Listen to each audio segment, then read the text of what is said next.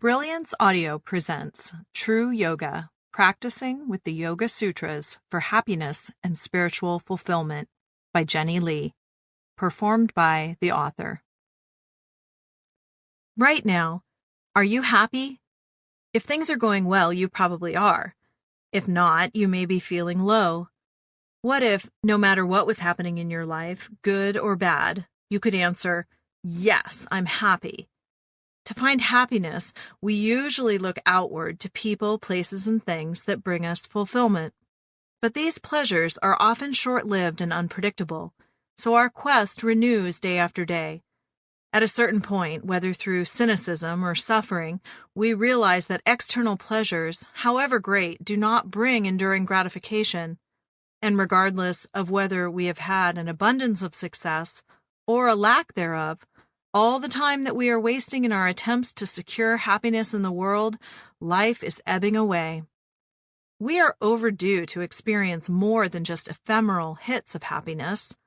The good news is there is a way to feel purpose, meaning, and joy every day, no matter what life brings.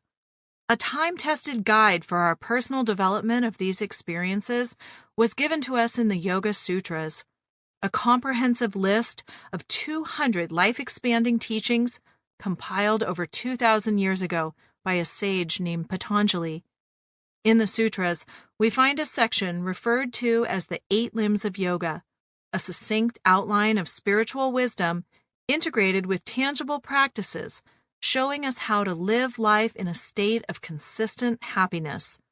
The purpose of true yoga is to illustrate how these specific sutras can be used to claim deep, lasting joy and fulfillment far greater than anything the external world has to offer. My story. Pain is a strong motivator. Although it does not have to be, pain is often the nudge we need to look beyond the temporary pleasures of life and find some new perspective. Sad but true, humans rarely leave their comfort zone unless shaken from it. 16 years ago, I got the big nudge.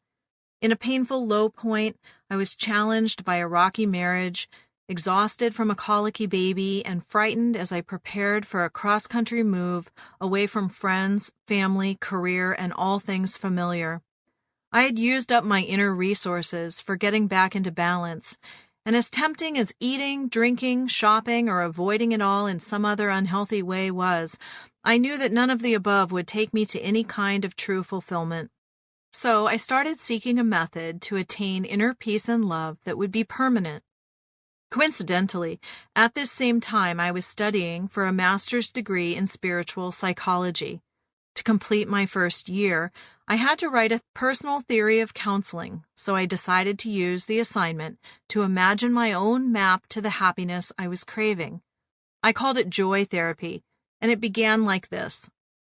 Inside each of us is the radiant light of joy. It is the divine spark ignited at our birth. By individual realization of our connection to the divine source, we find our true inner joy, and our light shines forth. Sounds kind of like the first Yoga Sutra, in which it is written, "United in the heart, consciousness is steadied. Then we abide in our true nature, joy." The crazy thing is, I had not studied the Yoga Sutras at that time. When I wrote my thesis on joy therapy, I was practicing only the physical aspect of yoga and had no idea that I had created a parallel model to the ancient outline for happiness outlined in the sutras. When I discovered the full teachings of true yoga and how the headstands and downward dogs I loved were connected to this amazing science of happiness, it made perfect sense to merge my joy therapy into yoga therapy. Since then, I have made yoga therapy my profession and shared the life-changing principles of the sutras with hundreds of clients. The point of the story here, however, is to illustrate that because I was truly seeking happiness at a soul level, my individual awareness tapped into the all-pervading creative consciousness and received the necessary understanding. This is the very essence of the journey the Yoga Sutras lead us in taking, to move beyond our perspective of separate, fearful, individual experience to the blissful union with divine consciousness, in which all is possible, joyful, and secure.